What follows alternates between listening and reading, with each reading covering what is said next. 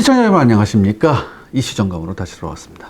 오늘은 북한 이야기네요. 네, 북한이 지난 11월 20일 밤 기습 발사한 군사 정찰 위성이 궤도에 성공적으로 진입을 했습니다. 합동참모본부는 22일 오후 북한이 11월 21일 발사한 소위 군사 정찰 위성은 비행 항적 정보와 여러 가지 정황 등을 종합으로 분석한 결과 위성체는 궤도에 진입한 것으로 평가된다, 이렇게 밝혔어요.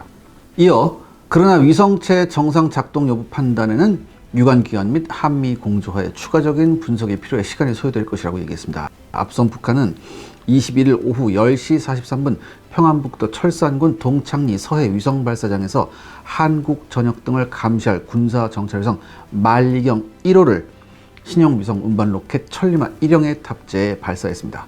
북한은 앞서 5월과 8월 두 차례 발사에서는 실패했었죠. 하지만 이번에는 발사 3시간여 뒤인 22일 새벽 조선중앙통신 보도를 통해 성공적으로 발사했다고 발표했습니다. 따라서 오늘 샤르 군사연구소에서는요, 북한의 정찰위성이 갖는 의미에 대해 생각해보는 시간을 갖고자 합니다.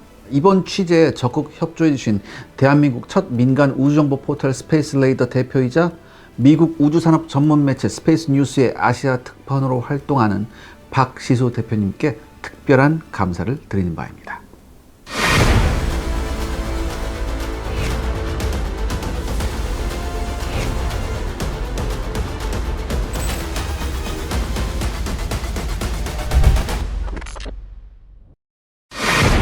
실패한 지 3개월 만에 재발사에서 성공한 거죠?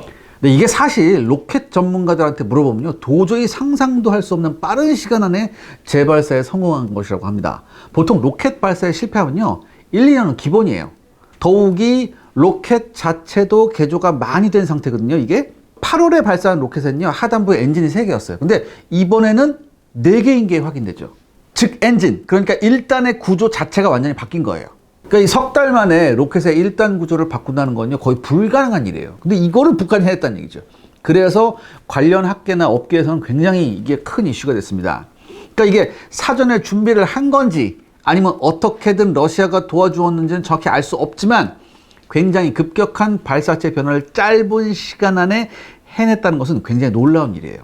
또한 북한이 이렇게 서둘렀던 이유도 있죠. 왜냐하면 첫 정찰 위성을 쏘아 올리는 한국보다 먼저 우주 궤도에 자리를 잡기 위해서입니다. 왜냐하면 얼마 전에 우리가 했었잖아요. 미 캘리포니아 그 베텐버그 공군 기지에서 첫 독자 정찰 위성 발사를 해서 우리도 성공을 했는데 이거보다 더 먼저 하자. 그래서 서둘렀을 겁니다.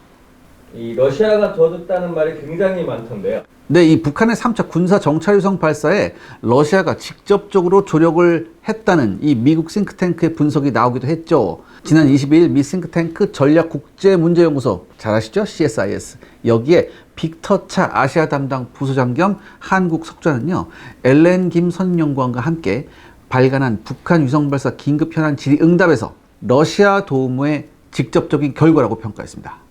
이분들이 또 뭐라고 얘기했냐면 지난 9월 김정은 북한 국무위원장이 러시아 보스토치니 우주기지 방문을 했는데 군사위성 기술과 우주 프로그램 측면에서 블라디미르 푸틴 러시아 대통령에게 원하는 것이 무엇인지 분명히 보여줬다, 이렇게 얘기했어요. 그러면서 북한의 두 차례 앞선 시도가 실패한 것은 러시아의 지원과 발사 결과 사이에 강한 인과관계가 있음을 의미한다, 이렇게 얘기했습니다.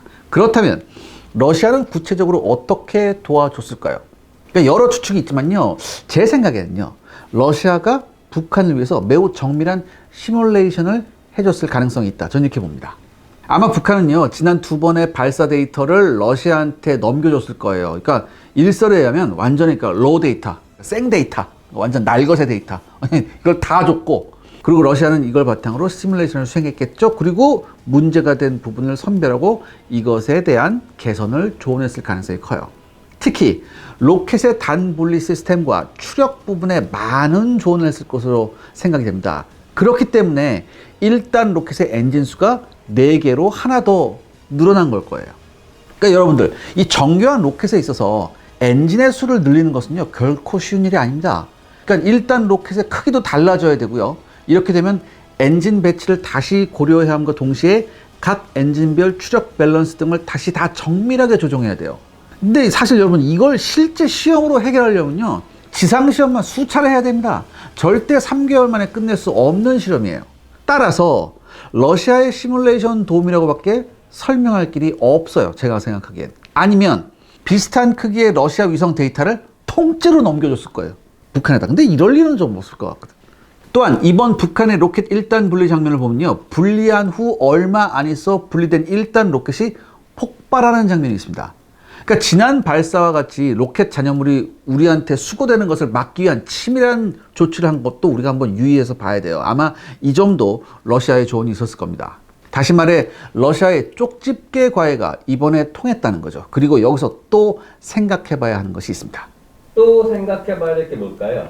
이 3개월이란 짧은 시간 안에 북한이 로켓을 손봐 위성 발사에 성공했다.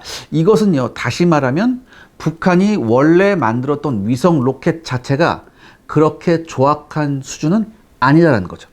일단 지난 5월과 8월에도 발사가 됐었고요. 일단 발사는 됐었죠. 그리고 단 분리 등에서 실패한 거거든요. 그러니까 발사하자마자 공중 폭발하거나 아예 발사가 안 되는 것이 아니에요. 쉽게 말해서 러시아 기술진이 3개월 안에 손봐서 다시 발사할 수 있게끔 했다는 것은 북한의 로켓 기술이 저열하지 않다는 것을 증명합니다. 즉, 디테일한 것에서 문제가 있었을 뿐 전체적인 로켓 완성도 수준은 상당하다는 것을 의미하죠. 근데 사실 이미 북한이 이게 ICBM을 통해서 이 북한의 로켓 기술은 이미 검증이 됐어요. 우리는 보통 북한의 과학기술 수준을 좀 폄하합니다. 그쵸? 자네가 뭐 있겠어. 근데 적어도 로켓 부분에 있어서는 상당한 경쟁력을 갖추고 있다는 것을 인정해야 합니다. 그리고 그에 따른 대응책을 마련해야 되죠. 북한의 위성이 어떻게 움직이나요? 네, 북한이 쏘아올린 위성은요, 현재 극궤도를 돌고 있습니다. 이게 극궤도라는 게 뭐냐면 지구를 세로 방향으로 빙빙 도는 거예요. 극과 극을 이렇게 되면 북한의 위성은 사실상 전 세계를 시간대에 따라서 돌게 됩니다. 한반도 기준으로요, 약 13시간에 한 번 정도 이제 지나가고 있는데요. 이 북한의 위성 운영 목표가 한반도 감시에 맞춰져 있다면 목표 감시 텀이 13시간이라는 뜻이죠. 그러면 사실 리얼타임이 거의 의미가 없게 됩니다. 그러니까 요즘 정찰 위성은요, 1시간 단위도 길다는 얘기가 나오거든요. 그래서 실제로 정찰 능력을 발휘하기 위해선 몇 분 단위로 돌아야 한답니다. 그러니까 여러분 이거 오해하지 말으셔야 될 게 위성 하나가 몇 분 단위로 도는 게 아니라 여러 개의 위성을 돌려서 이게 몇 분 단위로 이제 볼 수 있어야 된다는 뜻이에요. 따라서 이번 북한의 위성 발사는 일단 쏴서 성공을 했다는 것에 의미가 있다고 합니다. 좀 많은 전문가들이. 어쨌든 간에 올려놓는 기술은 일단 자체적으로 완성했다는 얘기예요. 활동하고 있는 북한 위성의 성능은 어떤가요? 네, 이게 핵심이죠, 사실. 북한은 지난 24일 목포, 군산, 평택, 오산, 서울 등의 위성 사진을 확인했다고 밝혔고요. 25일에는 김정은이 정찰위성 말경 1호로 한국과 미국의 주요 군사기지들을 촬영한 사진을 봤다고 얘기했습니다. 북한은 먼저 말경 1호가 25일 오전 9시 59분 40초에서 10시 2분 10초 사이에 진해, 부산, 포항, 강릉 등 동해안 주요 지역을 촬영했다고 했고요. 특히 10시 1분 10초에는 부산에 정박해 있는 미 핵추진 항공모함 칼빈 스노를 포착했다고 더 구체적으로 언급했죠. 또 새벽 5시 13분 22초에는 하와이의 진주만 해군기지 히캄 공군기지를 촬영했다고 주장해두고 있습니다. 초단위의 시간에 따른 촬영 지역들을 열거한 건데요. 위성의 사진 촬영과 데이터 지상 전송 기능에 문제가 없음을 과시한 거예요. 이건. 그리고 북한이 열거한 지역들에는요, 공군작전사령부, 해군작전사령부, 미육군기지, 해병대 제1사단 등 주요 군사시설이 포진한 곳입니다. 다만 사진을 공개한 건 아니죠. 그렇기 때문에 북한의 말대로 위성이 제대로 기능을 한 건지 사진의 해상도는 얼마나 되는지 등은 알 수 없는 상황이에요.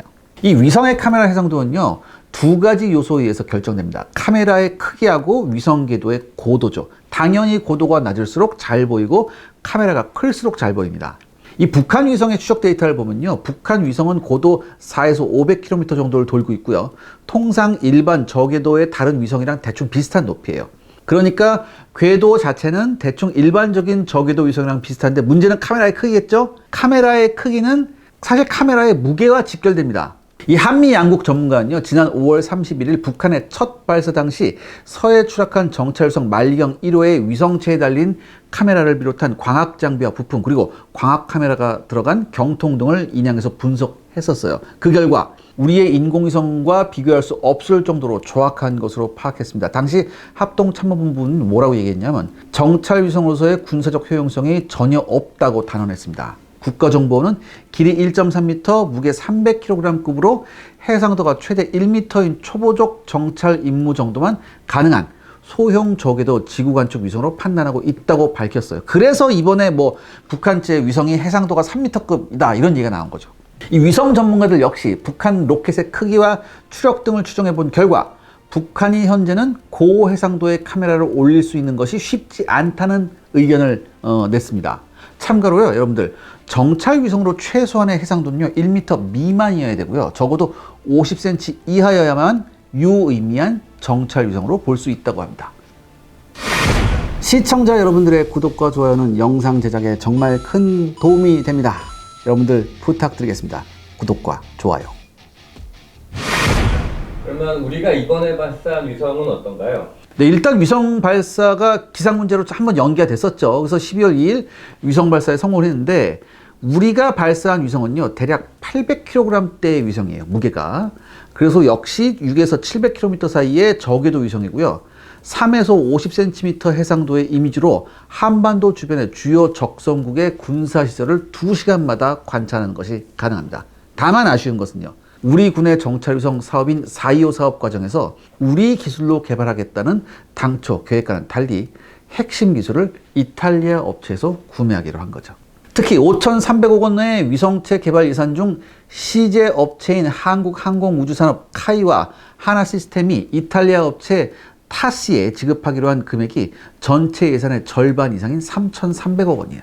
이에 대해서 개발을 주관한 ADD 측은요, 해외 기술을 사오는 것이 기간 단축뿐 아니라 비용 면에서 유리하고 애초에 기술 자문 형식으로 사업을 진행하기로 했다고 했습니다. 그러니까 차후 기술 이전을 통해 국내 기술로 활용할 수 있다고 이렇게 해명을 했는데, 그런데요, 여러분 제가 그동안 입이 아프도록 말씀을 제가 드렸지만 기술은 돈으로 할 수 있는 게 아닙니다. 특히 항공 우주 분야에서 핵심 기술을 이전해주는 사례가 거의 없어요. 오히려 기술 자문 명목으로 앞으로의 사업까지 특정 국가 업체 기술에 의존하게 될 수밖에 없을지도 몰라요. 그러니까 여러분들 아시다시피 이 ADD 내에서 담당 부서 연구원 15명이 이러한 문제를 제기했었죠. 그러다가 오히려 퇴사를 종용받았습니다. 그래서 결국 갈등 빚다가 9명이 다른 부서로 전보 조치가 됐죠. 그러면 이제 앞으로 북한 위성은 어떤 길을 가게 될까요? 이번에 북한의 위성 발사를 놓고 여러 의견이 있는데요. 주된 여론은 아직 북한 위성의 성능이 조악하니까 큰 문제는 아니라고 하는 겁니다. 그런데 과연 그럴까요? 거듭 말씀드리지만 가장 중요한 것은 쏴서 올렸다는 겁니다. 그리고 이제 러시아가 본격적으로 북한을 위성으로 도와줄 수 있는 길이 마련되었어요. 이게 무슨 소리냐? 러시아는 이제까지 아직 북한이 위성을 쏘아 올릴 능력이 없었기 때문에 위성을 제공 안 했었어요.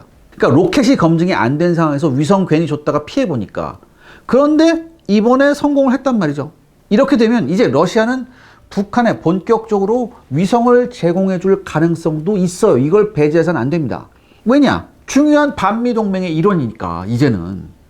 이제는. 그리고 또한 러시아 위성은요 해상도가 50cm짜리가 즐비해요. 그러니까 러시아가 여러분들 페이로드 늘릴 수 있는 기술 지원을 조금만 북한에 해주면요, 러시아는 위성을 북한에 잘 팔아먹을 수 있게 돼요. 그러니까 우리가 이번에 위성 쐈고 앞으로 쏘아 올릴 위성까지 해서 우리가 5개 올릴 예정이거든요. 북한도 이에 상하기 위해서 5개 이상을 올릴 거예요, 분명히. 그리고 사실 한반도를 거의 실시간으로 보기 위해서는요 더 많은 위성을 쏘아 올려야 합니다. 즉 이제 한국과 북한의 위성 경쟁이 시작된 거죠. 그렇다면 결론은 어떻게 될까요? 네, 그동안 펀치력에 치중했던 북한은요 이제 눈에 투자하기 시작했습니다. 지난번 북한 열병식 때 글로벌 호크를 담은 무인 정찰기부터 오늘날 말경 1호까지 이렇게 지금 뭐 여러 가지 지금 결과물이 나오고 있어요. 그렇다면 북한은 왜 이런 눈을 확보하려 할까요? 그것은요, 자기가 원하는 표적을 찾아낼 수 있다는 능력을 우리 대한민국에 보여주려 하는 것입니다. 그러니까 여러분 생각해보세요. 그냥 우리는 핵무기가 있다 이거 하고요, 니네 주요 시설이 어디 있더라, 니네가 어디다 뭘 숨겨도 우리가 다 찾아낼 수 있어, 거기다 핵을 꽂아줄게, 이렇게 구체적으로 협박하는 것은요 차원이 다릅니다.